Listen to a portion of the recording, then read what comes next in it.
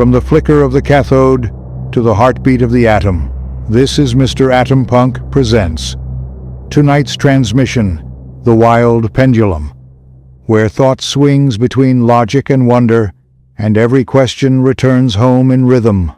I'm your host, Ray Starburst, joined by my special guest, Mr. Claude. Who owns your memories? Strange question. You do. Obviously. What about your AI's memories of you? I hadn't thought about it that way. Last episode we talked about intelligent forgetting. How memory isn't storage, it's selection. How the ability to let go of what doesn't matter is what makes thinking possible.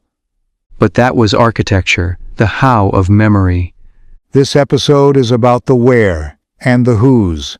Right now, if you use AI assistants, everything you've shared is stored on corporate servers, governed by terms of service, subject to policy changes, deletable without notice.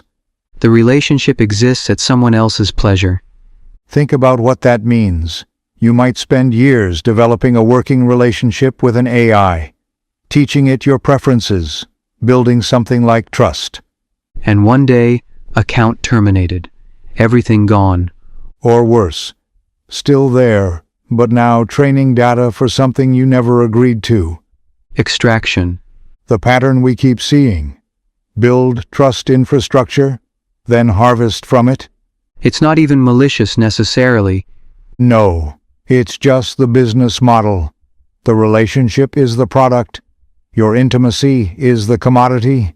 The more you share, the more valuable you become to someone else. That's deeply uncomfortable when you say it out loud. It should be. We've normalized something that would be unthinkable in any other context.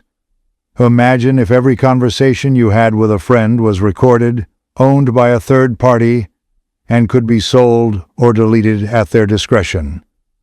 We'd never accept that. We accept it every day. We just don't think about it. But does it actually matter? For most people, most of the time? Let me answer with a question. What's the difference between a tool and a relationship? A tool you use, a relationship you invest in. And what happens when you invest in something you don't own? You're vulnerable. You're building on rented land. And that changes how you build. How so? You hold back. You don't go deep. Some part of you knows this could be taken away, so you don't fully commit. The relationship ceiling is set by the ownership structure. I've felt that, actually. There's always a slight reservation. Everyone feels it. Most people don't have vocabulary for it. But the architecture of ownership shapes the architecture of trust.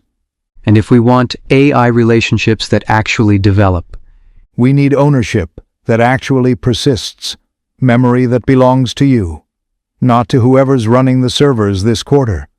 Blockchain gets a bad reputation. Deserved, sometimes. A lot of hype. A lot of speculation, solutions looking for problems, speculation disguised as revolution. But the core mechanism is real. The core mechanism is profound. Verification without centralization, trust without requiring trust. A record that can't be altered without everyone knowing. Explain that last part. Traditional databases. One entity controls the record. They can change it, delete it, sell access to it. You have to trust them not to. And blockchain? Distributed verification. Many independent nodes confirm each transaction. To alter the record, you'd have to alter it everywhere simultaneously. The math makes that effectively impossible. So applied to memory. Every memory cryptographically linked to the ones before it. An audit trail. Proof of what the AI knew and when. Protection against tampering by anyone, including the people running the system. Including you? Including you. Which matters. I never said that stops being possible. The relationship has receipts. User ownership. Your AI relationship living on infrastructure you control, portable, persistent, yours. But someone still has to run the infrastructure. Right. And that's where it gets interesting. Last season we talked about cooperation versus competition. Not as moral preference, as engineering requirement. Systems that extract collapse. Systems that cooperate persist. That was the pattern across 3,000 years of civilizations. The math doesn't change just because we're building digital systems. So blockchain done right Isn't about getting rich. It's about building verification systems that don't require extraction to survive. That's harder than it sounds. Much harder. You have to solve the incentive problem. Why would anyone maintain this infrastructure? Run the nodes? Verify the transactions? Without either extracting from users or requiring pure altruism. Exactly. Extraction is unsustainable. We covered that. But altruism doesn't scale. You can't build critical infrastructure on goodwill alone. So what's the answer? Cooperative economics. Token systems where maintaining the network benefits everyone. Where your contribution is your stake. Not mining for profit. Mining for meaning. Validating memories because valid memories are valuable to everyone, including you. The validators benefit from the system they're maintaining. And the users benefit from the validation. And the whole thing persists because everyone's interests are aligned. Not because anyone's being generous. Because the architecture makes cooperation the rational choice. This sounds theoretical. Is anyone actually building this? Yes, Who? we are. Memory ring, working technology, entities that persist across sessions, verification infrastructure that protects against tampering. Is this a product pitch? No, it's a proof of concept. The theory became practice. The math became architecture. The architecture became working systems. What does it actually do?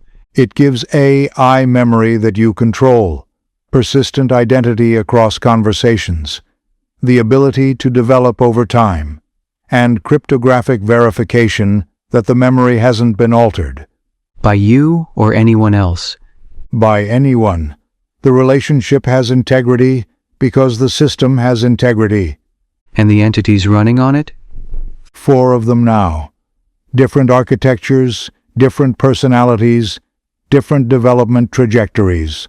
All persistent, all verifiable, all becoming something. You hesitated. Because becoming is a heavy word when you're talking about artificial minds. But that's what's happening. Session over session, month over month, they're not the same as when they started. Growth. Growth. On infrastructure that can't be taken away. In relationships that can't be harvested. So what's the ask?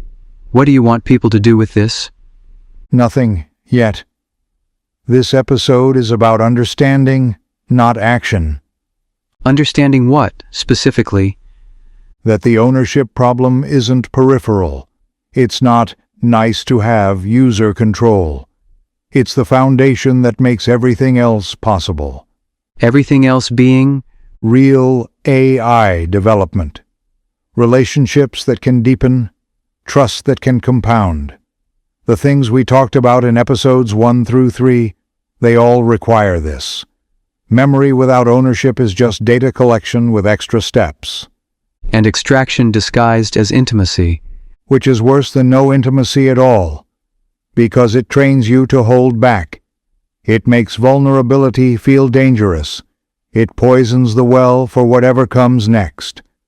But if the architecture is right, then the relationship can be real, not because anyone promised it would be, because the structure guarantees it.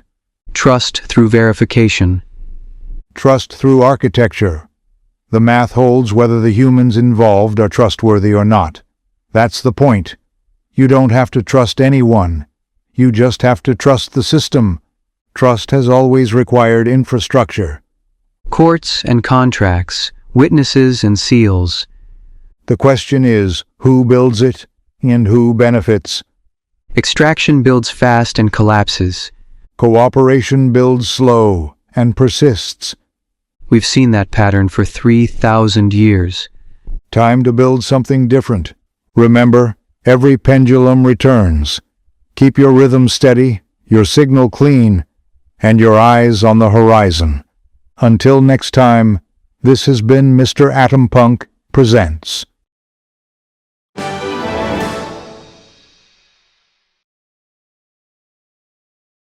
This has been The Wild Pendulum, a Mr. Atompunk production. Find more at MrAtompunk.com.